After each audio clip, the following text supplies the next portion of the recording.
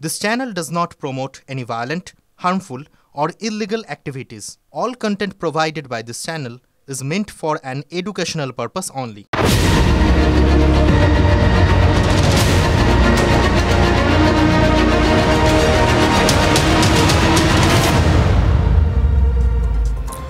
বহুরূপে সম্মুখে তোমার ছাড়ি কথা খুঁজিছ ঈশ্বর।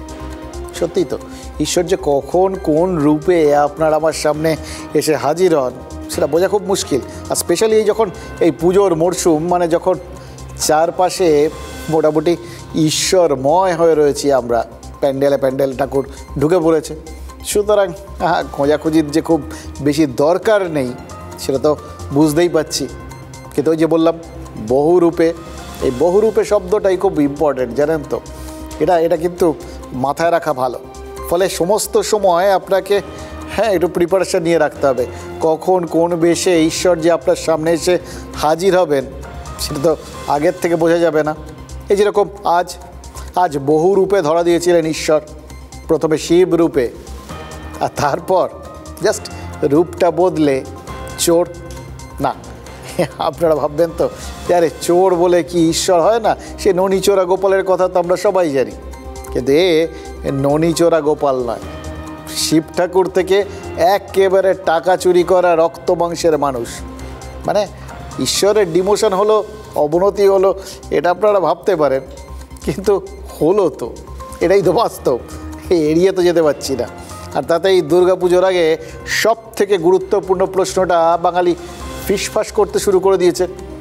এই যে পুজোর কটা দিন, এই সময় কেউ ঠাকুর দেখতে বেরোবেন, কেউ সপরিবারে বাইরে ঘুরতে যাবেন, এটাই তো কথা, এটাই তো হয় আপনার আমার, এটাই তো সম্বৎসরের অপেক্ষা।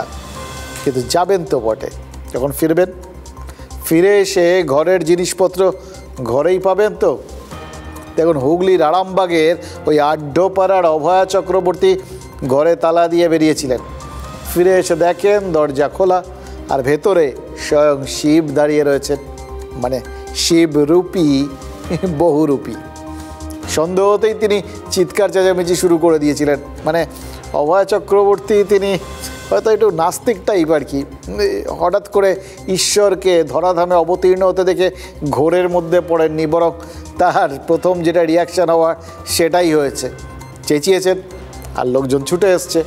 আর তাতেই ধরাধামে শিব আটক, মানে চোর আটক। পাড়ার লোকেরা দু চার ঘা দিয়েছে, আর তাতেই ওই একদিকে যেরকম ধরাচুরো খুলে আসল চেহারাটা বেরিয়ে এসছে, আর ঠিক চুরির মালপত্রগুলো সব উদ্ধার হয়ে গেছে। সব পকেটে পুরে ফেলেছিলেন বেশ কিছু টাকা পয়সা, আলমারি ঠালমারি থেকে যা যা নেওয়া যায় আর কি। এবার চোর স্বীকারও করেছে সে চোর নয়। কৈলাস অনেক দূরের ব্যাপার, কিন্তু এই শিব কাছাকাছিই থাকে।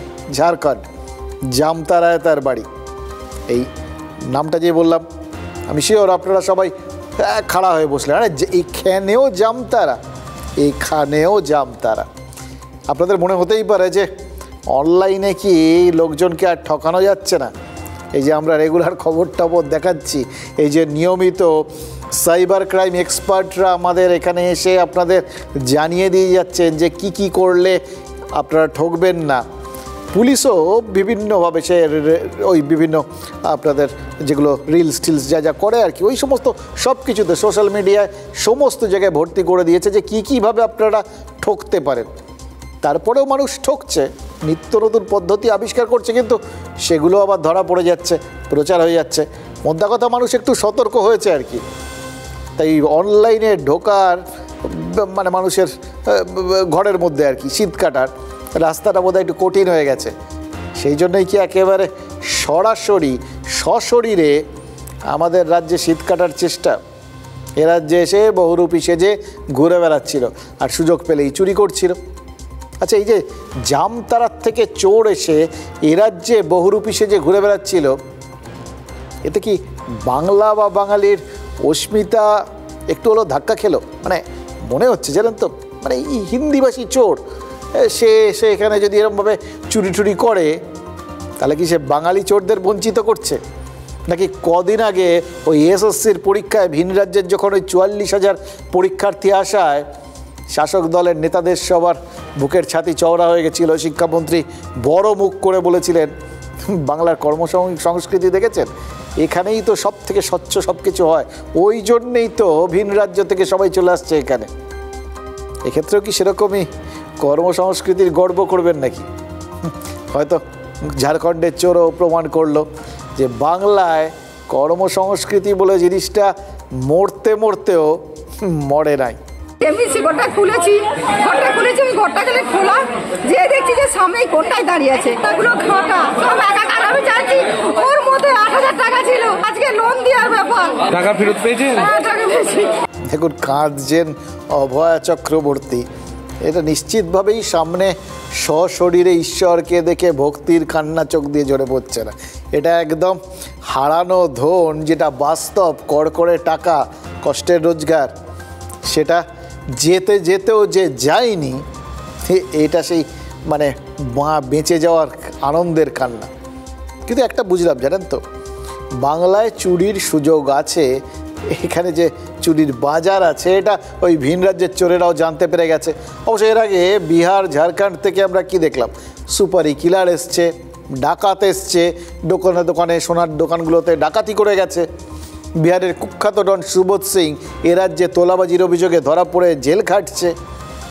ফলে ভ্যারাইটি যত রকম ছিল সেগুলো তো চলেই এসছিল, একটা ভ্যারাইটি বাকি ছিল এই বহুরূপী এবং ছিচকে চোর, মানে বহুরূপী ওরফে ছিচকে চোর। সে নিশ্চয়ই বিকল্প আয়ের উৎস খুঁজতে পশ্চিমবঙ্গ অভিযান করেছে, আশ্চর্য আর কিছু নেই। আমরা বরঞ্চ সমালোচনা না করে ওই বহুরূপী চোরের জেনারেল নলেজের প্রশংসা করতে পারি। এ রাজ্যে যে রূপ বদলে চুরি করার একটা মার্কেট আছে এবং তাতে যে ধরা পড়ার চান্স কম, এ রাজ্যে বহুরূপী যে এই গরু, কয়লা, বালির থেকে শুরু করে চাকরি বাকরি সব বেবাক চুরি করে গেছে। এবং দেখুন, দুধে গোয়েন্দারা, সে কেন্দ্র রাজ্য সব কিছুর, সিআইডি হোক, পুলিশ হোক, ইডি হোক, সিবিআই হোক, এদের ধরতে হিমশিম খেয়ে যাচ্ছে এই বহুরূপীদের। ইডি সিবিআই যে বছরের পর বছর তদন্ত করেও চুরির কিনারা করতে পারছে না, ওই জামতারার তরুণও তার মানে জানতো ওই বহুরূপী। এবার এইরকম আরও কত বহুরূপী আশেপাশে ঘুরে বেড়াচ্ছে সেটা বুঝতে পারছেন? এখনও এই রাজ্যের বেশ কিছু জেলায় বহুরূপীরা আছেন, সংখ্যায় কম, ক্রমশ কমে আসছেন। সেই শরৎচন্দ্রের শ্রীকান্তের সময়কার ছিনাদ বহুরূপীর মতো তারা ওই বিভিন্ন রূপ ধারণ করেই লোকজনকে মুগ্ধ করে নিজেদের গ্রাসাচ্ছাদন করেন। কিন্তু এরা আমাদের রাজ্যের, আর যারা বাইরের রাজ্যের, তাদের রূপ ধারণ করাটা আসলে ভেগ ধারণ করা, যাতে তার আড়ালে নিজেদের আসল চেহারাটা লুকিয়ে রাখা যায়। এই সমস্ত বহুরূপীরা এই উৎসবের সময়টার অপেক্ষাতেই থাকেন, কারণ এই সময় মানুষজনের হাতে কিছু টাকা পয়সা থাকে। সবথেকে বড় কথা, মানুষজনের মন ফুরফুরে তো অসতর্ক হয়। ঠাকুর দেখতে বেরোয় বেশিরভাগ মানুষ, অর্থাৎ বাড়িঘর ফাঁকা থাকে। এই সময়ে ঠাকুর দেবতা সেজে লোককে খুশি করতে পারলে একদিকে আয় হয়, আর অন্যদিকে এই বাড়িঘর ফাঁকা থাকলে বাড়তি আয় হয়। সেই সুযোগটাকেই কি এই ভিন রাজ্যের চোরেরা কাজে লাগাচ্ছে? দেখুন, পূর্ব মেদিনীপুরের জেলা সুপারের কথা শুনলে কিন্তু মনে হবে পুজোর আনন্দ মাটি করতে শুধু নিম্নচাপ নয়, চোরেরাও সক্রিয় হয়েছে। সুতরাং সাধু সাবধান। সময় আমরা একটা জিনিস লক্ষ্য করি যে ঘর চুরি বা বাড়িতে চুরি বেড়ে যায়। কেন বেড়ে যায়? কারণ মানুষজন হয়তো বাড়িতে তালা দিয়ে কোথাও ঘুরতে যাওয়া, এরকম কিছু। এই জিনিসগুলো আমরা বলবো যে এখন আপনারা দেখেছেন যে সোশ্যাল মিডিয়াতে স্ট্যাটাস দেওয়ার একটা প্রবণতা মানুষের রয়েছে। তো সেটা আমরা কোথায় যাচ্ছি না যাচ্ছি, আমার মনে হয় সেটা সোশ্যাল মিডিয়ার মাধ্যমে জানার কোনো দরকার নেই, সেটা মানুষের সচেতন হওয়া দরকার। পাশের বাড়ি অন্তত যেন জানে যে আপনি যাচ্ছেন, সেক্ষেত্রে কবে যাচ্ছেন, কোথায় যাচ্ছেন, কিছু হলে অন্তত তারা খবর দিতে পারেন এবং তারা নজরদারিটাও রাখতে পারে। আমরা সবসময় পুলিশকেও জানিয়ে যেতে পারে, সেক্ষেত্রে পুলিশেরও আমাদের, আপনারা জানেন যে বাইক পেট্রোলিং এর মাধ্যমে আমরা প্রত্যেক থানাকে বিভিন্ন সেক্টরে ভাগ করেছি, তারাও কিন্তু বাড়িগুলো চেক করে দেয়। দেখুন, একটা কথা খুব পরিষ্কার করে বলি, এই সাংবাদিকতার পেশা তো আমাদের একটু সহজ সরলভাবে কাঠখোট্টা কথাগুলো আপনাদের বলার চেষ্টা করি, কারণ এই উৎসবের মরশুমে হয়তো সবার মনটার মধ্যেই একটা অন্যরকম ফিলিংস আসে, সারা বছর তো আমরা বসে থাকি এর জন্য, কিন্তু বাস্তব বিষয়গুলো সম্পর্কে আপনাদের সজাগ করে দেওয়াটা আমাদের কর্তব্য। এটাই তো কঠোর বাস্তব, কারণ দিনের শেষে অল্প লইয়া থাকি তাই মোর যাহা যায় তাহা যায় গো। সুতরাং যাতে না যায় তার জন্যই সতর্ক থাকুন। পুলিশও তাই বলছে, গৃহস্থকে বলছে সজাগ থাকতে। ভাবছেন তো চোরকে কি বলছে? না, চোরকেও সজাগ থাকতে বলছে। সজাগ মানে সতর্ক। তারা বোঝানোর চেষ্টা করছে সোজাসুজিভাবে, বাড়ি ফাঁকা থাকলেও এত সহজে ভেবো না যে চুরি করে নিয়ে চলে যাবে, আমরা আছি। আচ্ছা, যারা বেড়াতে যাচ্ছেন তাদের কি করতে হবে? তাদের একটা পুলিশকে চিঠি লিখে যেতে হবে, অমুক তারিখ থেকে তমুক তারিখ বেড়াতে যাচ্ছি, বাড়ি ফাঁকা থাকছে, দয়া করে নজর রাখবেন। চাইলে চিঠির রিসিভ কপিও আপনারা নিয়ে নিতে পারেন, তাহলে অন্তত চুরি গেলে আপনি বলতে পারবেন যে পুলিশ জানতো বাড়ি ফাঁকা থাকবে, তারপরেও কী করে চুরি হলো। পুলিশ সেক্ষেত্রে নিশ্চয়ই দায় নেবে। এই দায় নেওয়াটাই তো আসল। এই যে এত চাকরি চুরি হলো, 26,000 শিক্ষকের চাকরি গেল, প্রাথমিকে আরও 30-32,000 শিক্ষকের চাকরি নাকি যেতে পারে বলে শোনা যাচ্ছে। এই সমস্ত চাকরি যাওয়ার পেছনে যে চাকরি চুরির অভিযোগ রয়েছে, কেউ তো তার দায়িত্ব নেয়নি। মানুষের ওপর দেখুন বিশ্বাস হারানো পাপ, এটা আমরা জানি। পুলিশের ওপর বিশ্বাস হারানোটাও নিশ্চয়ই তার মানে পাপ। এবার পুলিশ তো দিনের শেষে আপনার আমার মতোই রক্ত মাংসের মানুষ, এবং তাদের ঢের কাজ আছে। এই পুজোর মরশুমে তো কাজ আরও বেড়ে যায়।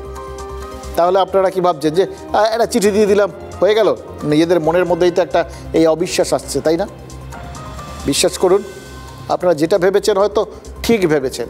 আপনি চিঠি দিয়ে দিলেই পুলিশ আপনার বাড়ির সামনে পুরো পোস্টিং দিয়ে দেবে না কাউকে, 24 ঘন্টা কেউ আপনার বাড়ির সামনে পাহারা দেবে না আপনি যে কদিন থাকছেন না। কিন্তু পুলিশ কী করবে? পুলিশের ধারণা থাকবে কোথার থেকে মানুষজন থাকছেন না, হয়তো সেই সমস্ত এলাকা জুড়ে একটা টহলদারি থাকবে। বড় এলাকা, হয়তো দিনের মধ্যে একবার, কিন্তু ওই যারা বিভিন্ন জায়গার থেকে চুরি ছেঁচড়ামোগুলো করতে আসে, তাদের হয়তো মনের মধ্যেই ভয়টা তো ঢুকবে, এত সহজে যাব আর ফাঁকা ঘর ইচ্ছে মতো চুরি করে বাড়ি চলে যাব, সেটা হবে না। পুলিশ সতর্ক।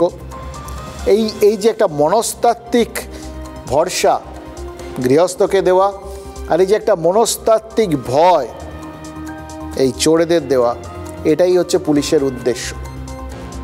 দেখুন, এটা আমরা জানি। হ্যাঁ, আপনারা আরও একটা কথা ভাবছেন, আপনাদের মনে হচ্ছে তো মানুষের মন তো এরকম তড়িৎ গতিতে আর কোনো জিনিস যেতে পারে না। সেই যুধিষ্ঠির বলেছিলেন সবচেয়ে দ্রুত গতিতে কী যায়? মানুষের ভাবনা। তো এটাও সেরকম। আমি জানি আপনাদের মনের মধ্যে কতগুলো প্রশ্ন এরকম তড়িৎ গতিতে বিভিন্ন দিকে যাচ্ছে, বা পুলিশ অভিমুখে যাচ্ছে। যে সমস্ত ধরনের এই চুরিগুলোর কথা তো বুঝলাম, আমরা আপনাদের চিঠি দেবো, আপনাদের জানাবো, এই সমস্ত ব্যাপার আছে। কিন্তু পুলিশ কি সমস্ত চুরি আটকাতে, মানে যেখানে যেরকম সক্রিয়তা দেখানো উচিত, পুলিশ সমান সক্রিয় হচ্ছে? নাকি সক্রিয় হচ্ছে না বলেই সাধারণ মানুষের ধৈর্যচ্যুতি ঘটছে কখনো কখনো? এই পূর্ব মেদিনীপুর পুলিশ সুপার বললেন তো, বেড়াতে যাওয়ার আগে জানিয়ে গেলে তারাও সতর্ক থাকবেন। তার মানে পুলিশের যদি আগাম জানা থাকে, তাহলে পুলিশ চুরি আটকাতে পারে, সতর্ক থাকতে পারে। প্রশ্ন তো সেক্ষেত্রেও, 2014 সালে প্রাথমিকের চাকরি চুরি হয়েছিল, জানাজানি হয়েছিল। তারপর 2017 সালে প্রাথমিকের চাকরি চুরি গেল কেন? কি করে 2016 সালের এসএসসির চাকরিও চুরি হলো? এই সমস্ত প্রশ্নের উত্তর না পাওয়া যায় না। আর এই প্রশ্নগুলোর উত্তর পাওয়া যাচ্ছে না বলেই কি মানুষ ধৈর্য হারাচ্ছে? এবার ধৈর্য হারালে সেই জিনিসগুলোই তো হয় যে জিনিসগুলো হওয়াটা উচিত নয়, নিয়ন্ত্রণ নষ্ট হয়, মানুষের নিজের মনের ওপর নিয়ন্ত্রণ নষ্ট হয়, সাধারণ বোধবুদ্ধি লোপ পায়, এবং মানুষ সেই কাজগুলোই করে যে কাজগুলো হয়তো আইন সিদ্ধ নয়।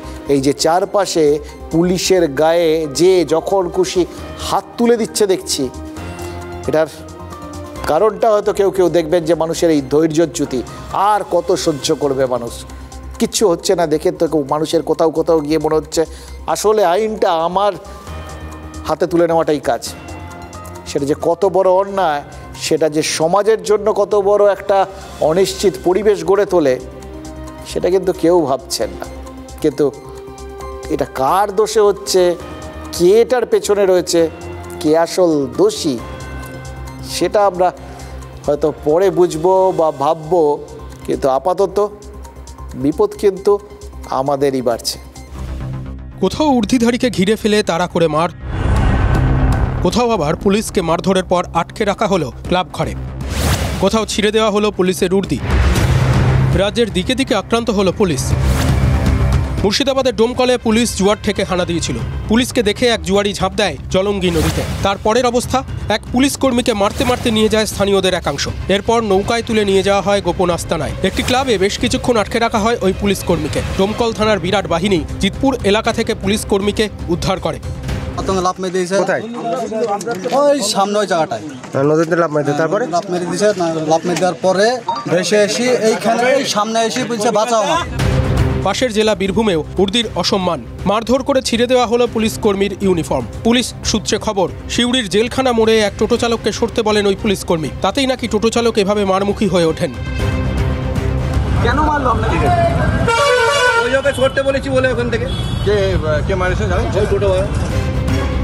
উর্দি নিগ্রহ উত্তরবঙ্গেও কোচবিহারের পুন্ডিবাড়িতে পুলিশ এক ব্যক্তিকে গ্রেপ্তার করায় উত্তপ্ত হয়ে ওঠে পরিস্থিতি।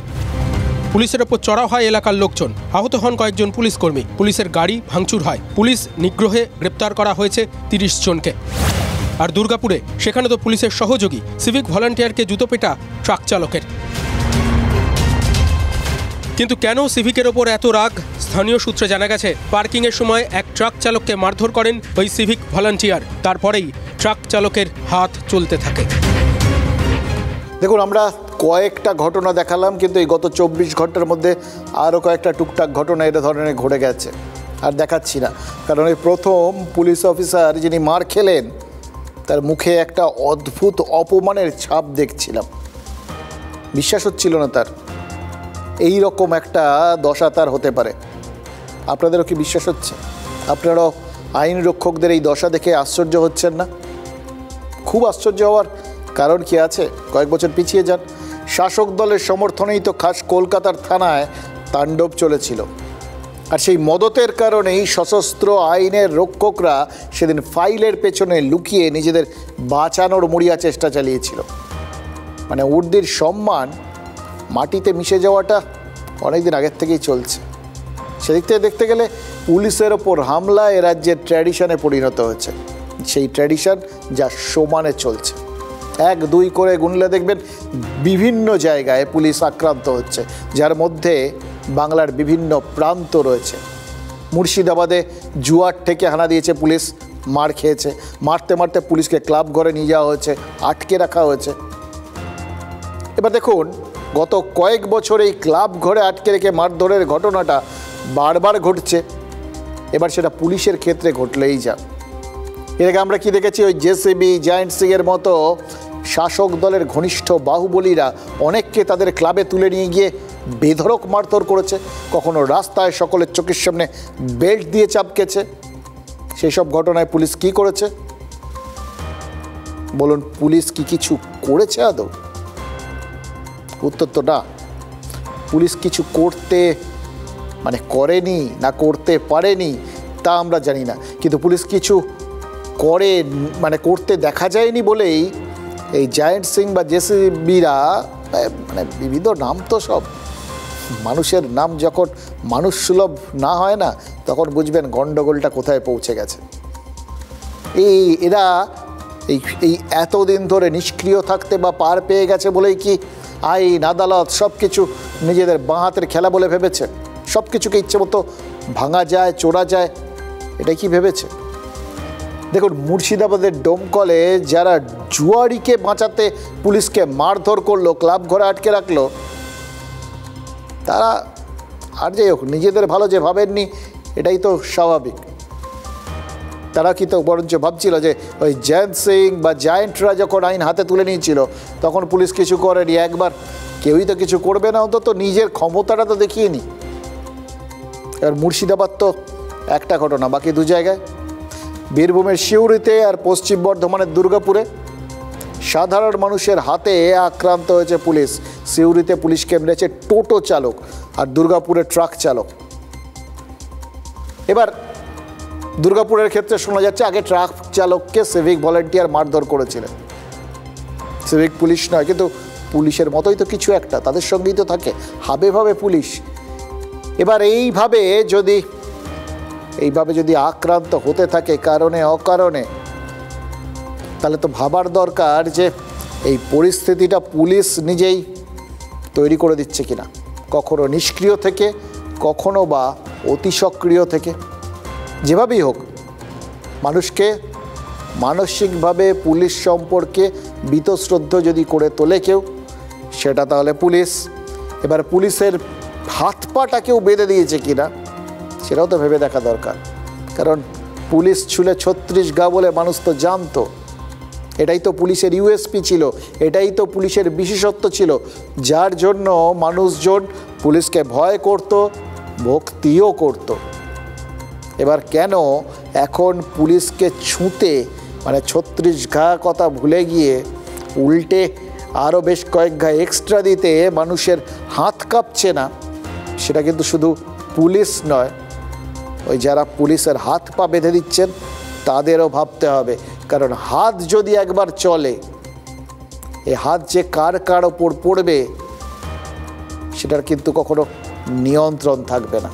মুখ্যমন্ত্রী কিছু কন্ট্রোলার নেই, টোটো চালকরা এই সাহস পাচ্ছে, তারা সবাই জানে পুলিশকে আমাদের পয়সা দিতে হয়, যাকে মানুষ পয়সা দেয় তাকে তো চাকরের মতো ব্যবহার করবে। পুলিশের অবস্থা এখন সেই জায়গায় পৌঁছে গেছে। তবু ব্যক্তি যদি কোনো অপ্রকৃতস্থ অবস্থায় কোনো কাণ্ড ঘটিয়ে থাকেন, পুলিশ তা ইতিমধ্যে ব্যবস্থা নিচ্ছে, গ্রেপ্তার হয়েছে। এবার কোনো ব্যক্তি যদি মদ্যপ থেকে থাকেন বা পেছন থেকে কেউ তাকে ইনস্টিগেট করে থাকে, তো যারা সবেতেই মমতা ব্যানার্জির জবাব খোঁজে তারা এই ধরনের কথাবার্তা বলে। দেখুন, সক্রিয় এবং অতি সক্রিয় এই দুই অবস্থার মধ্যে পার্থক্যটা জানেন? ইংরেজিতে বললে একটা অ্যাক্টিভিটি আর একটা ওভার অ্যাক্টিভিটি। যেটুকুনি দরকার করার, যখন করার দরকার সময়োচিত যদি কেউ কোনো অ্যাকশান নেন, কোনো কাজ করেন, তাহলে সেটা সক্রিয়তা। কিন্তু দরকারের বেশি যদি কেউ কিছু বেশি কাজ করে ফেলেন, তাহলে সেটা অতি সক্রিয়তা, অনেকটা ওভারডোজের মতো। ওই বলে না, ওষুধের যদি একটু বেশি খেয়ে ফেলেন মানে ওভারডোজ হয়ে যায়, তাহলে শরীর সুস্থ হওয়ার বদলে আরও বিগড়ে যায়। এই অতি সক্রিয়তাটা তেমনই। অতি সক্রিয়তাটা স্বাস্থ্য এবং সমাজ দুয়ের জন্যই বিপদের। কিন্তু মুশকিল হলো এটা মাথায় থাকে না, ধরে আনতে বললে বেঁধে আনাটা একটা স্বভাবে পরিণত হয়েছে অনেকেরই, বিশেষ করে পারিষদ বর্গের। অথবা কেউ যদি পারিষদ বর্গের মানসিকতাটা ধার নিয়ে বসে থাকেন, তাহলে তাদের সেক্ষেত্রে খুব মুশকিল। আর চতুর্থী, কলকাতায় কম বেশি সব পুজোরই উদ্বোধন হয়ে গেছে, কিন্তু জেলার পুজো, সেই পুজোটা তো ষষ্ঠী থেকে। জেলায় বোধনের আগে উদ্বোধন হয়নি, দু একটা বড় পুজো বাদ দিলে। কিন্তু সাগর, সেখানে তো উলট পুরাণ, বোধনের আগেই সেখানে বিসর্জনের বাদ্যি বেজে গেছে। কেন জানেন? ওই দক্ষিণ 24 পরগনার চক ফুলডুবি গ্রামের সার্বজনীন দুর্গোৎসব। সবাই যখন প্যান্ডেলের বাঁশ বাঁধছে, তখন এই পুজো উদ্যোক্তারা দাঁড়িয়ে থেকে বাঁশ খোলাচ্ছেন। অবাক হচ্ছেন তো, ভাবছেন সে কেন?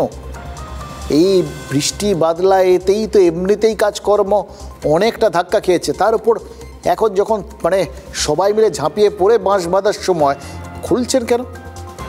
কেন জানেন? ওই সক্রিয়তা আর অতি সক্রিয়তার ব্যাপার।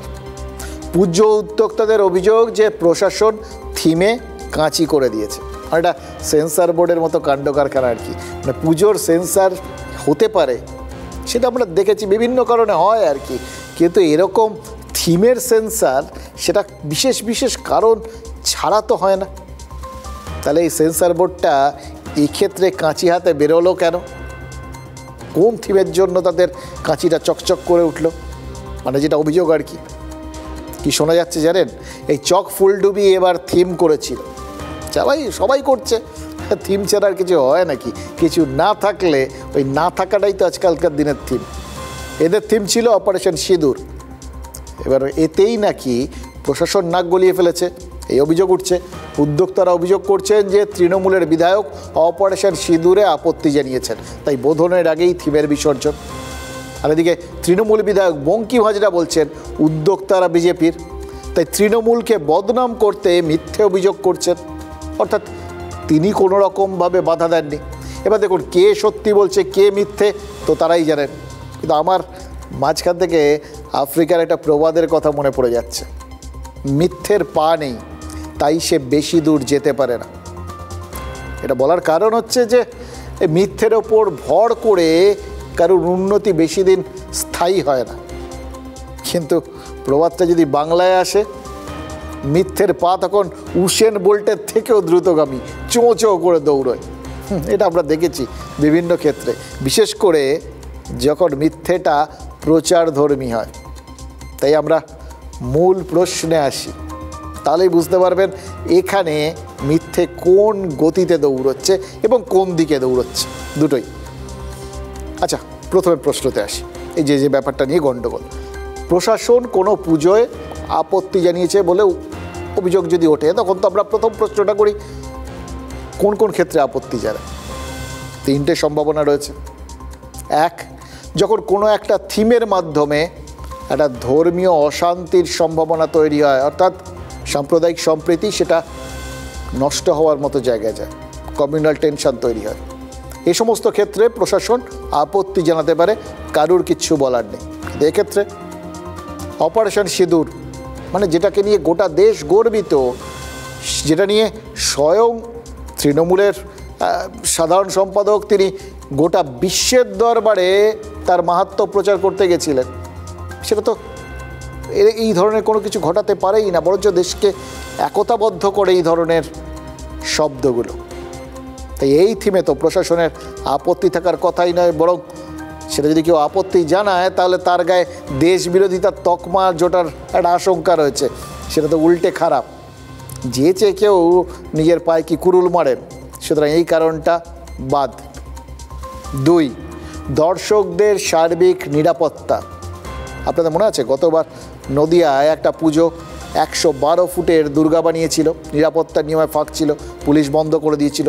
কলকাতাতেও এরকম একটা দুর্গা পুজো আমরা দেখেছি বন্ধ করে দিতে, বা একটা সময় শ্রীভূমিতে লাইট বন্ধ করে দিতে হয়েছিল ওই ওপরে ফ্লাইট যেতে অসুবিধা হচ্ছে বলে। এগুলো তো হয়, এগুলো বোঝা যায়, এগুলোর একটা বিশেষ গুরুত্ব রয়েছে। কিন্তু চকফুলডুবির এই পুজোটা, এটাতে এরকম কোনো ইস্যু রয়েছে বলে তো শোনা যায়নি, সাধারণ সাদামাটা একটা পুজো। তাহলে এখানেই তৃতীয় প্রশ্নটা পড়ে থাকে, একটা নতুন সম্ভাবনা কি, এই চকফুলডুবির পুজো মণ্ডপে কি রাজনীতির পা পড়েছে? দেখুন, হয় উদ্যোক্তা নয় তৃণমূল, কেউ না কেউ তো ঠিক বলছেন না, মিথ্যে বলছেন। আর সেই মিথ্যে আরেকটা সত্যি প্রথমবার ঘটতে চলেছে। এই এলাকার প্রাচীন পুজোটায় ডামাডোল যে শুরু হয়েছে, প্রায় তৈরি হয়ে যাওয়া থিমটা যে বদলে যাচ্ছে, পুজো শেষ অবধি হবে কি হবে না এই আশঙ্কাটা যে গোটা এলাকায় ছড়িয়ে পড়েছে, এটাকে উড়িয়ে দেওয়া যাচ্ছে? এটা তো মিথ্যে নয়, এটা সত্যি। তাহলে মিথ্যের পা এখানে এলে কতটা ভয়ঙ্কর বুঝলেন তো? এবারে থিম ছিল অপারেশন সিঁদুর, আমরা কার্ডে ছাপিয়েছি, কিন্তু কিছু প্রশাসনিক চাপের ফলে আমাদেরকে এটা পিছিয়ে যেতে হয়েছে, আমরা বন্ধ করে দিয়েছি। আমাদের এমএলএ সাহেব যে তোমরা থাকতে থাকতে এই ধরনের কথা না, তোমাদের সব অনুদান সব বন্ধ করে দেবো, তোমাদের সব সাসপেন্ড করে দেবো, যে আমরা টাকাও ফেরত দেবো, ওনাকে দিয়ে উদ্বোধন করাবো না, এবং অপারেশন সিঁদুরও আমরা করাবো না। না, এর নাম বলবো না, নাম বলা যাবে না, প্রশাসনিকভাবে বললাম। আমরা একটা সিদ্ধান্ত করেছি যে সরকারি যে অনুদানটা আমাদের দেয় পুজোতে, আমরা সেটা প্রশাসনকে ফেরত দিয়ে দেবো। তারা কোন থিম নিয়ে পুজো করবে সেটা আমাদের কাছে কোনো খবর ছিল না। চারিদিকে একটা মিথ্যা অপপ্রচার হচ্ছে। এই কমিটির যারা নেতৃবৃন্দ যারা আছেন, তারা ভারতীয় জনতা পার্টির সাথে ওরা দীর্ঘদিন ধরে যুক্ত, কিন্তু তারা অযথা আমাদের দলের বিরুদ্ধে একটা মিথ্যা অভিযোগ করছে। অপারেশন সিঁদুর তো ভারতবর্ষের সেনাবাহিনীর শৌর্য এবং গৌরবের প্রতীক। সেই পুজো বন্ধ করার কথা যে পুলিশ এবং যে প্রশাসন বলে, সেই পুলিশ বা সেই প্রশাসন আর যাই হোক দেশপ্রেমিক হতে পারে না। অপারেশন সিঁদুর হোক বা অন্য কিছু হোক, যদি সেটা দেশাত্মবোধক হয় তাহলে একটা দেশের সরকার সেটাকে বন্ধ কি করে করতে পারে? দেখুন, রাজনীতিতে দুটো পক্ষ থাকে, এবার দুটো পক্ষ তাদের কাছে যেটা সত্যি হলে সুবিধা হয় সেটাকেই সত্যি বলে ধরে। ফলে এক্ষেত্রে সুকান্ত মজুমদার বা সজল ঘোষরা তারা এই পুজো উদ্যোক্তাদের যা বক্তব্য, যে অভিযোগ, সেটাকেই সত্যি ধরে নিয়ে শাসক দল তথা তৃণমূল বিধায়ক এবং দলকে যৎপরোনাস্তি আক্রমণ করেছেন। এই সুযোগ তারা যে ছাড়বেন না, এটা তো স্বাভাবিক। আবার একইভাবে উল্টো দিক থেকে ওই বঙ্কিমবাবু, তিনি তো পরিষ্কার বলে দিচ্ছেন যে এরকম কিছু ঘটেনি। অর্থাৎ তিনি একটা ডিফেন্সিভ জায়গায় থাকতে চাইছেন, কিন্তু শুধু ডিফেন্স তো রাজনীতিতে চলে না, তার সাথে আক্রমণও করতে হয়। তিনি করেছেন, ওই পুজো উদ্যোক্তাদের গায়ে বিজেপির তকমা লাগিয়ে দিয়েছেন। এইটা হচ্ছে সব থেকে সোজা সাপটা বিষয়। যে কোনো জায়গায় দেখবেন যেখানে যদি রাজনীতি ঢুকে পড়ে, যে কোনো এক পক্ষ ঢুকে পড়লেই বাকি পক্ষের গায়ে উল্টো দিকের দলটার তকমা লাগবেই লাগবে। সেটা সত্যি হতে পারে, মিথ্যা হতে পারে, আমরা জানি না। কিন্তু এক্ষেত্রে যে দুপক্ষ হাজির হয়ে গেল, হাজির না হলেও টেনে আনা হলো, এটা তো আপনারা দেখতেই পাচ্ছেন। এবার দেখুন, সজল ঘোষের বক্তব্য শোনালাম। সজল ঘোষের পুজোর থিমও কিন্তু অপারেশন সিঁদুর। আর সজল ঘোষও এই একই অভিযোগ করেছিলেন, বলেছিলেন নানা অছিলায় পুলিশ নাকি তাদের পুজোকে বাধা দিচ্ছে। পুলিশ পাল্টা কি বলেছিল? বাধা নয়, দর্শকদের নিরাপত্তা খতিয়ে দেখা হচ্ছে। তারপর হচ্ছে দুপক্ষের মধ্যে প্রবল চিঠি চাপাটি চালাচালি, এগুলো আবার সংবাদ মাধ্যম আর একই সঙ্গে সমাজ মাধ্যম মানে সোশ্যাল মিডিয়া দুটোতেই প্রকাশ পেয়েছিল। কিন্তু সাগরের পুজোটা, এবার এইখানে একটা প্রশ্ন, জানেন তো, এই সাগরের উদ্যোক্তারা পুলিশের এই ধরনের কোনো চিঠি চাপাটি এ সমস্ত কিছু কি দেখাতে পেরেছেন? না। কেউ বাধা দিচ্ছে মানে এই মৌখিক অভিযোগ ছাড়া বঙ্কিমবাবুর কাছ থেকে কিছু এসছে এরকম কোনো প্রমাণ দিতে পেরেছেন? না। অথচ বাংলার বুকে একটা পুজোয় আচমকা অনিশ্চয়তা এবং তারা নির্দিষ্ট করে একটা রাজনৈতিক দলের বিরুদ্ধে, সেটা শাসক দলই হলো ক্ষেত্রে এবং শাসক দলের বিধায়ক, এদের উদ্দেশ্যে তোপ দেখে দিচ্ছেন। এটা কারণ কি? এখানে একটা মজা আছে। আর জাস্ট মনে হলো, দেখুন সজল ঘোষ তিনি যে পুজোটা করেন সন্তোষ মিত্র স্কোয়ার, এই পুজোটায় প্রত্যেক বছর প্রবল ভিড় হয়, এটা বড় পুজোগুলোর মধ্যে একটা। এবার সেখানে যথারীতি প্রত্যেকবার বিতর্ক দানা বাঁধে, পুলিশ কিছু না কিছু সাম্প্রতিককালে ওজোর আপত্তি এগুলো তোলে, এবারও তুলেছে এবং সেটা নিয়ে যথারীতি সমস্ত চারপাশে প্রচারটা ছড়িয়ে গেছে। এবার দেখুন, গতবার পুজোয় এত ভিড় হয়েছিল যে একটা সময় লোকজন ঢোকা বন্ধ করে দিতে হয়েছিল। এবারও যা বিতর্ক হচ্ছে তাতে তো এই পুজোর পাবলিসিটি, অর্থাৎ যে হাইপ করা বলে না, সেটাই তো অনেক তুঙ্গে চলে গেছে, কষ্ট করে আর প্রচার করতে হচ্ছে না। এখানকার পুজো উদ্যোক্তাদের মধ্যে কি কোনো রকম হীনমন্যতা তৈরি হচ্ছিল? তারা কি ভাবছিলেন যে ও অপারেশন সিঁদুর তৈরি করেছে, আমিও অপারেশন সিঁদুর থিম করেছি, অথচ ওখানটা নিয়ে এত বিতর্ক, এখানে বিতর্ক হবে না? এটা হয় নাকি? অপারেশন সিঁদুর হলেই একটু বিতর্ক হতে হবে এবং বিতর্ক হলে তবে না প্রচার হবে। এটা যদি কারোর মাথায় এসে থাকে বা এই ধরনের কোনো যদি মানসিকতা তৈরি হয়ে থাকে, দোষ দেওয়া যায়? সেটাও সত্যি না মিথ্যে আমরা জানি না, আমরা জাস্ট অপশানসগুলো নাড়াচাড়া করছি আর কি। কারণ কোনোটাই তো ডিফাইন না, কে বারণ করেছে, কীভাবে বারণ করেছে, পাওয়া যাচ্ছে না কিছু। এবার দেখুন, এই পুরো বিষয়টাকে সরিয়ে যদি রাখেন তাহলে দাঁড়িয়ে থাকে কি? পুজো হয়তো হবে, কিন্তু একরাশ বিতর্কে পুজোর আনন্দটা মাটি হওয়ার জোগাড় হয়েছে।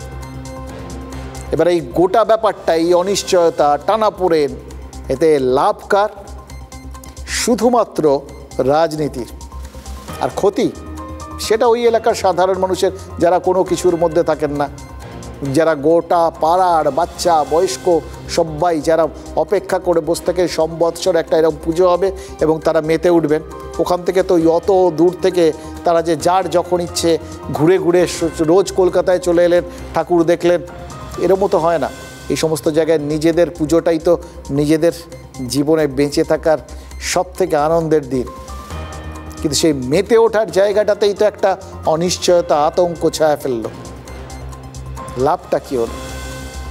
সাধারণ মানুষের ক্ষয়ক্ষতি হলো আর রাজনীতির লাভ হলো।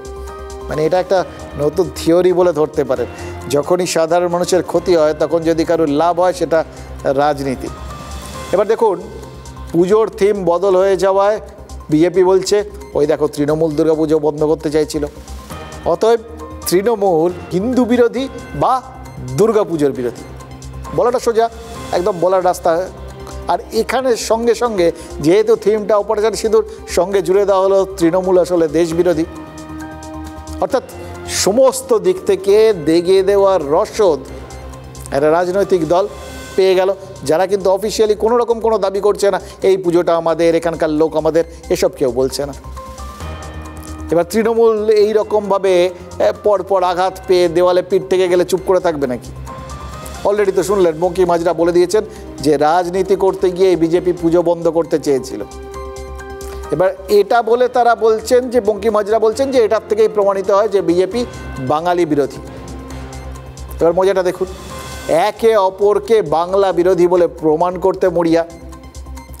আরও একটা জিনিস স্পষ্ট, গোটা বিষয়টায় দুদলই কিন্তু টেনে রাজনীতিকে ঢুকিয়ে দিয়েছে। পুজো বন্ধ হচ্ছে, বন্ধ হওয়ার জোগাড় হয়েছে, এটা দুদলই বলছে, তার মানে পুজোটা সত্যিই বন্ধ হওয়ার জোগাড় হয়েছে। শুধু বিজেপি বলছে তৃণমূলের জন্য, তৃণমূল বলছে বিজেপির জন্য। আমরা কি দেখছি, পুজোটা বন্ধ হতে বসেছে আর তার জন্য দায়ী শুধুমাত্র রাজনীতি। সবাই বাঙালি বাঙালি করে লড়ছে, অথচ বাংলায় একটা পুজোয় যাতে বিঘ্ন না ঘটে সেই প্রচেষ্টাটা কারোর মধ্যে চোখে পড়ছে না, বরং আরও যাতে ডামাডোল হয় সব দল সেটাই চাইছে, তাহলে অন্য দলকে গেঁথে দেওয়ার সুবিধে। রাজনীতির এটাই মজা, পুজোয় বিগলিত প্রাণ, অথচ পুজোর রাজনীতিতেই আসল টান। একটু খেয়াল করে দেখুন, গত কয়েক বছরে রাজনীতিটা তার লড়াইয়ের আখড়া হিসেবে বেছে নিয়েছে এই দুর্গাপুজোর মণ্ডপকে, যেটা বক্সিং রিং। মুখ্যমন্ত্রী মমতা বন্দ্যোপাধ্যায় মহালয়ার আগেই পুজো উদ্বোধন করেছিলেন, মনে আছে তো আপনাদের, এবারও করেছেন। এবার সেটা নিয়ে বিভিন্ন রকম গতবার থেকেই করতে শুরু করেছিলেন, গতবার থেকেই সেটা নিয়ে বিতর্ক দানা বাঁধছিল, কারণ শাস্ত্র মতে এটা তিনি ঠিক করেননি এটা বলে বিজেপি দেখে দিতে শুরু করেছিল। কিন্তু শাস্ত্র মতেই তো আবার এটাতে অসুবিধাও নেই, কারণ মমতা বন্দ্যোপাধ্যায় বলে দিয়েছেন এবারও তিনি উদ্বোধন করেছেন, করে বলেছেন যে তিনি তো পুজোর উদ্বোধন করছেন না, তিনি প্যান্ডেলের উদ্বোধন করছেন, উৎসবের উদ্বোধন করছেন। এবার শাস্ত্রের মধ্যে প্যান্ডেল বা উৎসব নিয়ে তো কোনো বিধান নেই, সুতরাং টেকনিক্যালি তিনি কারেক্ট আছেন। এবার বিরোধীরা তারা কি এত সহজে ছাড়বে?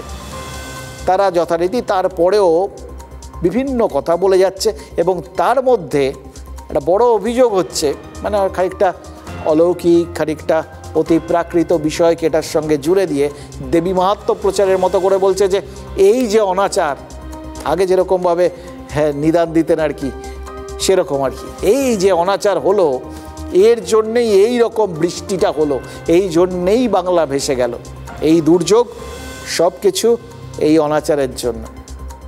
দেখুন কীভাবে কোন জিনিসটার সাথে কোন জিনিসটা জুড়ে যায়।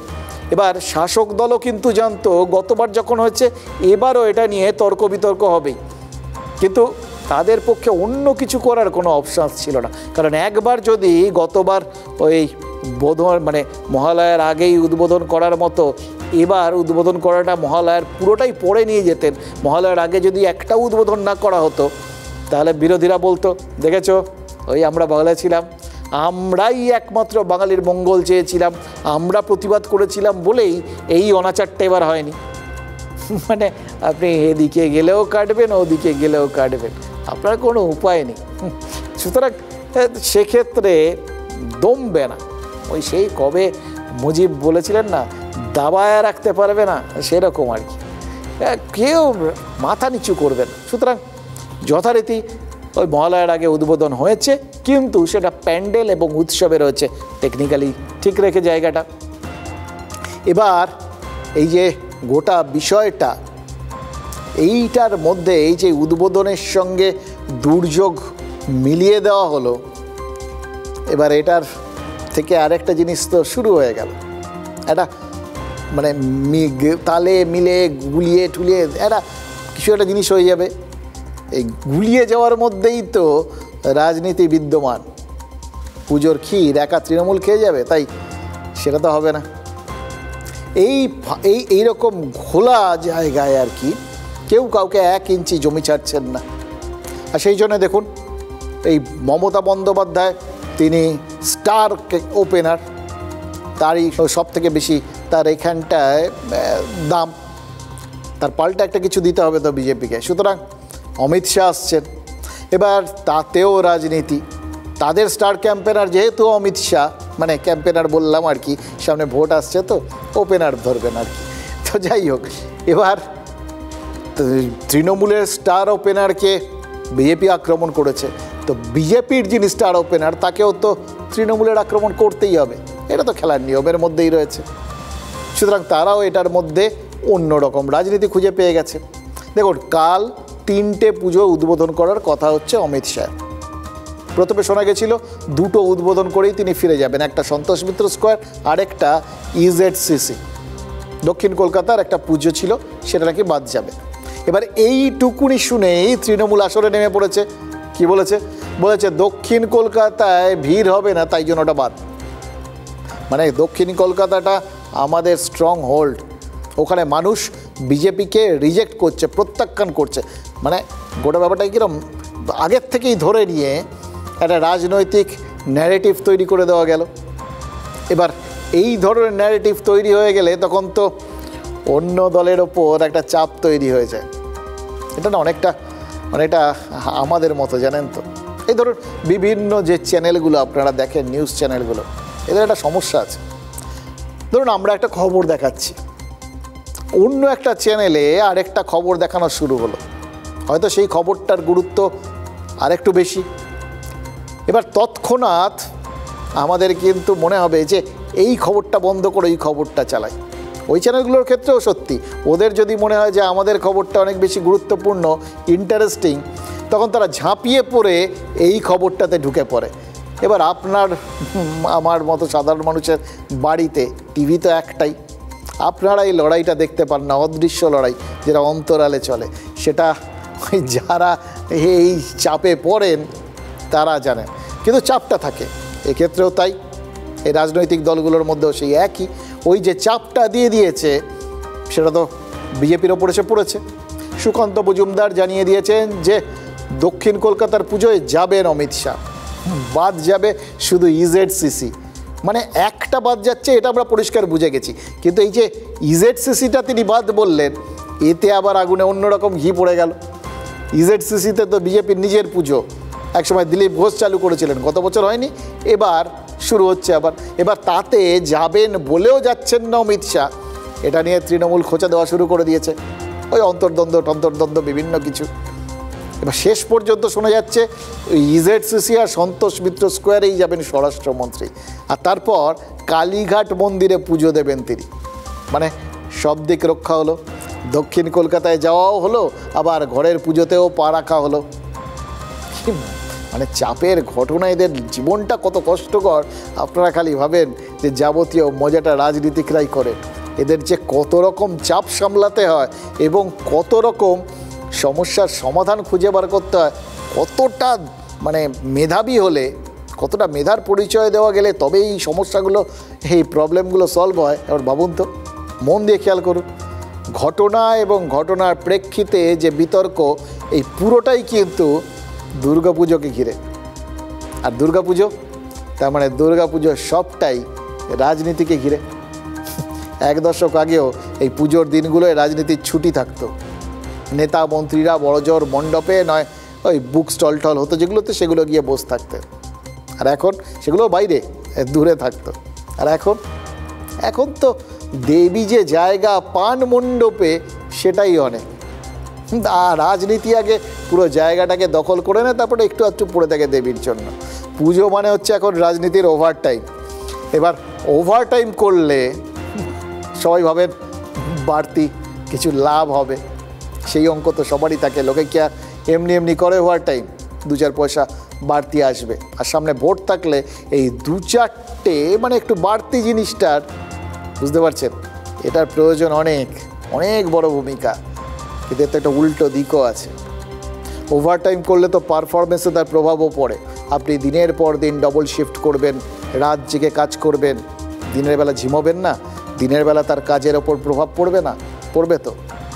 দেখুন, এই যে যাবতীয় বিষয়টা হলো, এটা এই যে বিজেপিকে এত বাড়তি পরিশ্রম মাথা ঘাটাতে হলো যে কি করে এই সমস্যাটার একটা জবাবও দেওয়া যাবে, আর ওই সাপও মরবে লাঠিও ভাঙবে না, এরকম একটা সমাধানও পাওয়া যাবে। এবার সেটা করতে গিয়ে, বাড়তি মাথা ঘামাতে গিয়ে বঙ্গ বিজেপির ওপর যে একটু প্রভাব পড়লো না, তা কি হয়? তাহলে তার ফল কি হবে সেটা তো পরবর্তী সময়ে বোঝা যাবে। কোনোটাই ক্যান্সেল হচ্ছে না, সবকটাই হচ্ছে। আরে এই বিরোধীদের প্রবলেম হচ্ছে এরা সকালে উঠে দাঁত মেজে কিছু খায় না, তাড়াতাড়ি সকালবেলা উঠে বাথরুমে বসে এরা প্রথমেই দু একটা ফেসবুক আর টুইটে লেখে, তারপর এত খিস্তি খায় ওদের পেট ভরে যায়। 3টে পুজো বাছা হয়েছিল। মাননীয় গৃহমন্ত্রী একজন ব্যস্ত মানুষ, তাই পলিটিক্যালি আমরা ঠিক করেছি উনি 2টোর জন্য সময় দিতে পারবেন বলেছিলেন, 3টের জন্য সময় দিতে পারবেন না। তাই আমরা ঠিক করেছি উত্তর কলকাতায় একটি, এবং প্রথমে ইজেডসিসি ঠিক ছিল যে উত্তর কলকাতা এবং ইজেডসিসির পুজো দিন উদ্বোধন করবেন। কিন্তু তারপরে আমরা দক্ষিণ কলকাতার একটি পুজো বাছি এই জন্যই যে দক্ষিণ কলকাতা মমতা বন্দ্যোপাধ্যায়ের গড় বা মমতা বন্দ্যোপাধ্যায়ের বাড়ি, সেখানে তা আমাদের বাড়ির ভিতর ঢুকে দাদাগিরি দেখাতে একটু ভালো লাগে আমাদের। মাননীয় গৃহমন্ত্রী আসেন, তাই তাকে দক্ষিণ কলকাতায় নিয়ে যাচ্ছে। 3টে হলো না কেন? 3টে হলো না কেন? হলো না। আর বাংলার মানুষ তো জানতে চায়, বঙ্গাল মে দুর্গা পূজা করনে নেই দেতা হয়। দক্ষিণ কলকাতায় অমিত শাহ আসবে, যাদবপুর, বিষ্ণুপুর, ডায়মন্ড হারবার, বারুইপুর থেকে বিজেপির কর্মীদের ট্রেনে করে আর মেটাডোর করে পাঠাতে হবে।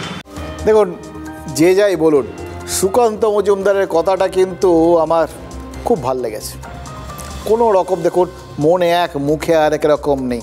পুরো বিষয়টা যে রাজনৈতিক অ্যাঙ্গেল থেকেই দেখা হয়েছে, এবং পুরোটা যে মানে এর সঙ্গে ভক্তি বা অন্য কিছু নেই, পুরোটাই রাজনীতি, সেটা খোলাখুলি বলে দিয়েছেন, খোলাখুলি দেখিয়ে দিয়েছেন। এটা এক ধরনের রাজনৈতিক সততা, এটা কিন্তু মানতে হবে।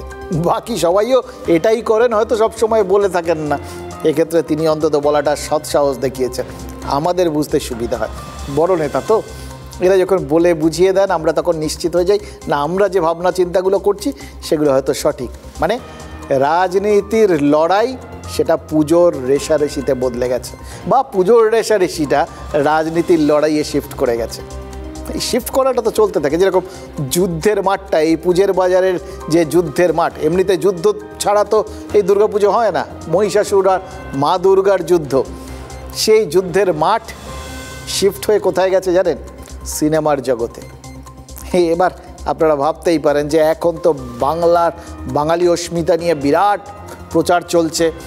এই যে বিভিন্ন জায়গায় ওই শাসক দলের বিভিন্ন নেতা বলে দিয়েছেন যে এই অনুদান যখন নিচ্ছেন তখন ওই বাংলা থিমের ওপর থাকতে হবে। সেই একটা সেই গানের মধ্যে ছিল না, বাংলায় ফিরে এসো বাবা, অনেকটা সেরকম আর কি। সবাইকেই বাংলাতেই ফিরতে হবে, এ হাতে নিলে ও হাতে দিতে হবে, কিন্তু বাংলাই করতে হবে। এটাতে মনে পড়ে গেল, গল্পটা আপনাদের সঙ্গে শেয়ার করেছি কিনা মনে পড়ছে না, কিন্তু একটা গল্প ছিল, জানেন তো, গল্প মানে সত্যি ঘটনা। পিকে ব্যানার্জি এই অসাধারণ বাগ্মী মানুষ, এই মুহূর্তে হয়তো আমাদের মধ্যে নেই, কিন্তু মিস করি খুব। উনি একবার একটা এই বাংলা একটা অনুষ্ঠানে গেছিলেন, সেখানে গিয়ে উঠে বলেছিলেন যে দেখো, সব সময় যে বাংলা করতে হবে এরকম কোনো কথা নেই। এবার এইটুকুনি বলে তিনি যখন থেমেছেন তখন লোকজন তো প্রমাদ গুনছে, তারা ভাবছে এই রে, উনি কি ভুলে গেছেন যে কোন অনুষ্ঠানে বক্তব্য রাখতে এসছেন? প্রদীপদা ভোলেননি, তার পরের শব্দটা দিয়েই, পরের কথাটা দিয়েই তিনি মাত করে দিয়ে চলে গেছেন। বলেছেন তবু বাংলাই করতে হবে। এটাও সেরকম যে সব সময় বাংলা করতে হবে এরকম হয়তো কোনো কথা নেই, সব থিবিজি বাংলা অস্মিতা নিয়ে করতে হবে এরকম কোনো কথা নেই, কিন্তু অলিখিত শর্ত হচ্ছে বাংলাই করতে হবে। ফলে এইবার নর্মাল কোর্সে যেটা হতে পারত, এক্ষেত্রে হিন্দি সিনেমা বনাম বাংলা সিনেমা এরকম ব্যাপারই নেই, কারণ হিন্দি সিনেমাকে এখন ধর্তব্যের মধ্যেই ধরা হচ্ছে না, পুরোটাই বাংলাময় হয়ে গেছে। সুতরাং বাংলা সিনেমা বনাম বাংলা সিনেমা। দেখুন, একসঙ্গে 4-4টে সিনেমা রিলিজ করছে। দেবের রঘু ডাকাত, শিবপ্রসাদ নন্দিতার রক্তবীজ 2, প্রসেনজিৎ শ্রাবন্তীর দেবী চৌধুরানী এবং অনিক দত্তর যত কাণ্ড কলকাতাতেই। এর মধ্যে রঘু ডাকাত আর রক্তবীজ 2 আজকেই রিলিজ করেছে। রিলিজ তো করেছে, কিন্তু তার আগে থেকে তো বাজার গরম। অনেক দিন পর এই পুজোয় কোন সিনেমা রিলিজ করছে এবং তার এই যে একটা প্রচার, সেটা তুঙ্গে উঠে গেল এবং বিতর্কের মধ্যে দিয়ে সেটা এবছর দেখলাম। কে কত শো পেলো, কে কাকে চাপিয়ে রাখতে চাইছে, কে কিভাবে চাপছে, সব নিয়ে বিতর্ক তৈরি হয়ে গেল এবং গোটা বিতর্কটার মধ্যে রাজনীতি ঢুকে গেল। এটাই হচ্ছে মজার ব্যাপার। সিনেমার পরিচালক প্রযোজকদের লড়াইয়ে ওয়াইল্ড কার্ড এন্ট্রি নিয়েছিলেন কুণাল ঘোষ। হ্যাঁ, মোটামুটি যেটা বলেছিলেন পরোক্ষে, সেটা দেখে বাঙালির বুঝতে কোনো অসুবিধা হয়নি। তার দলেরই সাংসদ দেব, তিনি নাকি প্রভাব খাটিয়ে রঘু ডাকাতের জন্য বেশি হল, বেশি শো বাগিয়ে নিচ্ছেন। কীভাবে? এ নিয়ে একটা শব্দ খুব জনপ্রিয় হয়ে যায়, জানেন তো, মাফিয়া কার্ড। এবার এর সব নিয়ে দেবকে শুদ্ধ প্রশ্নের মুখে পড়তে হয়। এবার দেখুন, তৃণমূলের অন্তর্দ্বন্দ্ব এটা নতুন কিছু নয়, ফলে আবার নিজেদের মধ্যে কেন করলো এই প্রশ্ন তোলার কোনো জায়গা নেই, এতে মানুষজন অভ্যস্ত। কিন্তু নর্মাল কোর্সে এখন তৃণমূলের অন্তর্দ্বন্দ্ব নিয়ে কোনো কথা বললে লোকজনকে খুব একটা নড়ানো চড়ানো যায় না, কেউ মাথাও দেন না, ও ঠিক আছে, ওরমই হয়। কিন্তু যখন দেব বনাম গোটা বিষয়টা হয়ে যায় এবং তার মধ্যেই মাফিয়া কার্ডের মতো কথাবার্তা চলে আসে, তখন তো গোটা ব্যাপারটা ওই বলে না, একদম জমে যায়, সেই রকম জমে গেছে। দেবের কথার উল্টো দিকটা ধরলে, যার নাম মানুষের মনে থাকে না, যার পাশে মানুষ থাকে না, তারই এই সমস্ত মাফিয়া কার্ড ফার্ড লাগে। মানে যে যার মতো করে নিজেদের পরিচয় দেওয়ার চেষ্টা করলেন। আজকের যুদ্ধটা শুরু করেছিলেন দেব ঘনিষ্ঠ প্রযোজক রানা সরকার। সোশ্যাল মিডিয়া পোস্টে তিনি দাবি করেছিলেন যে রঘু ডাকাত রিলিজের আগেই নাকি নেগেটিভ রিভিউ তৈরি হয়ে গেছে। প্রমাণ হিসেবে একটা মেসেজে স্ক্রিনশটও তিনি পোস্ট করেন। এবার পোস্টে কারোর নাম ছিল না, কিন্তু রানার কটাক্ষের লক্ষ্য যে কুণাল ঘোষ, সেটা বুঝতে কারোর সমস্যা হয়নি। আর তারপরেই সোশ্যাল মিডিয়ায় পাল্টা সরব হন কুণাল ঘোষ। এমনকি এটাও বলে দেন যে রঘু ডাকাতের কন্টেন্টে জোর নেই। নৈহাটিতে বড়মার মন্দিরে পুজো দিতে গেছিলেন দেব, আর সেখানেই মিষ্টি কথায় তিনি পাল্টা চিমটি কাটেন কুণালকে। সোজা কথায় স্পটলাইটে চলে আসে তৃণমূল সাংসদ বনাম তৃণমূল মুখপাত্রের যুদ্ধ। সবাই যারা নতুন চেষ্টা করছে, বোধহয় একটা সমান প্ল্যাটফর্মে তাদের দর্শকের কাছে পৌঁছতে দেওয়ার সুযোগটা। কিন্তু তারপর যদি ইন্ডাস্ট্রির ভেতরে যদি নানা ধরনের পলিটিক্স হয়, সেটা বোধহয় কাম্য নয়। কুণালদা আমার খুব কাছের মানুষ এবং বিখ্যাত মানুষ। আমি এটুকু বলবো কি, যার সঙ্গে মানুষের ডাইরেক্ট যোগাযোগ আছে, যার সঙ্গে মায়ের আশীর্বাদ আছে, তাকে এইসব নিয়ে ভাবতে হবে না। কাউকে ছোট করে কোনোদিনও বড় হতে পারবো না, এই প্রচেষ্টা কেউ করতে থাকে। আমি বলছি না এটা কুণালদা অন্য কেউ করছে। বন্ধু হতে যোগ্যতা লাগে, শত্রু হতেও যোগ্যতা লাগে। তো আমার শত্রু হতেও যোগ্যতা লাগবে। তো আমার মনে হয় সেই জায়গায় এখনো কেউ পৌঁছয়নি। এইবার আপনাদের একটা কথা বলি, এই যে কুণাল ঘোষ যা বললেন, মানে দেবের দিকে যা ইঙ্গিত করলেন, আর দেব যা বললেন, কথাগুলোর মধ্যে কিছু তো বাকি রাখেননি কেউ কাউকে। কার মানুষের সাথে যোগাযোগ নেই, কার যোগ্যতা কতটা, কে শত্রু হওয়ার যোগ্য, কে বন্ধু হওয়ার যোগ্য, কে মাফিয়া, সবই চলে এসছে। এগুলো সব নিজেদের মধ্যে করার কারণটা কি? একটা কথা মনে হচ্ছে না? আপনারা তো দীর্ঘদিন ধরে না বললেই নয় দেখছেন, আমাদের এখানে আপনাদের সামনে কতদিন, মানে এই গত এত বছর ধরে হচ্ছে, কতদিন হাতে গোনা 2-1 দিন হয়তো আমরা কোনো সিনেমা নিয়ে আলোচনা করেছি, যে সিনেমাগুলোর একটা সিনেমা কনস্ট্যান্ট, হীরক রাজার দেশ। ওর থেকে বড় পলিটিক্যাল বক্তব্যময় সিনেমা আর কিছু হতে পারে না বলে সেটাই আমাদের থিম বলতে পারেন। এই থিম বিতর্কিত, কিন্তু থিম, এটাকে থেকে বেরোতে পারিনি কোনো দিন। কিন্তু সেটা বাদ দিয়ে 2-1টা যেটা নিয়ে বিতর্ক হয়েছে সেটা। কিন্তু এই যে এত 4টে সিনেমার কথা বললাম, এত আলোচনা করলাম, বক্তব্য শোনালাম এবং আপনারা সবাই নড়ে চড়ে বসলেন, তাহলে রঘু ডাকাত নাকি ওই রক্তবীজ 2। আচ্ছা, তার সাথে কুণাল ঘোষের কি সম্পর্ক, উনি কেন ঢুকে পড়লেন? এই যে একটা ইন্টারেস্ট গ্রো করে গেল, তার সঙ্গে সঙ্গে আরও আছে, বাকিগুলোর নামও আছে, এবং তাতে ইন্টারেস্ট গ্রো করানোর মতো জিনিসও আছে। কারণ স্বয়ং মমতা বন্দ্যোপাধ্যায় তিনি বলে বসে আছেন যে ওই দেবী চৌধুরানীটা দেখুন। প্রসেনজিৎ শ্রাবন্তী বলতে পারছে না, ওদেরও একটা সিনেমা উদ্বোধন হচ্ছে, ওরা আমাকে বলছে সেটা বলতে দেবী চৌধুরানীর নাম আপনারা সকলে জানেন। সুতরাং আপনাদের সবাইকে আবেদন করছি সিনেমাটা দেখার জন্য, পুলিশ পরিবারেরও সবাই দেখতে যাবে।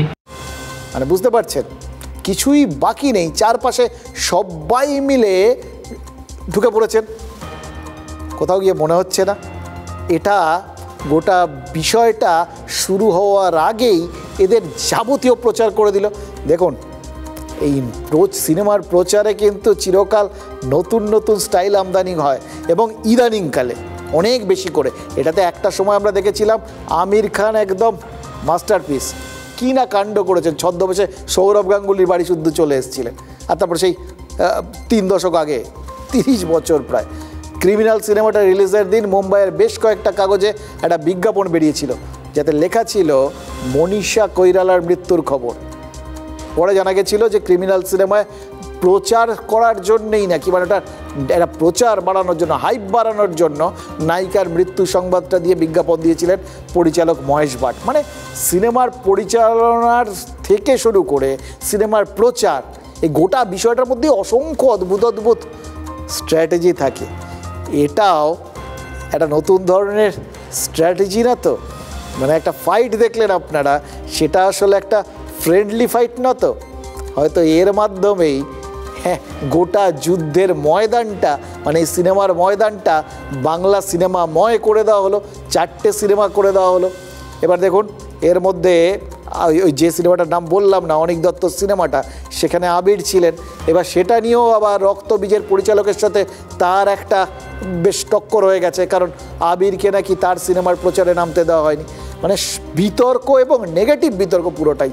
এটাই এবারের পুজোর সিনেমাগুলোর প্রচারের থিম হতে পারে, জানেন তো? এতে লাভ হচ্ছে বাজারটা পুরো বাংলা সিনেমাময় হয়ে গেল, আর তার মধ্যে ওই হিন্দি টিন্দি অন্য সিনেমা খুব একটা প্রচার বা নাক গলানির হয়তো সময় পাবে না, সুযোগও পাবে না। তাহলে কি দাঁড়ালো?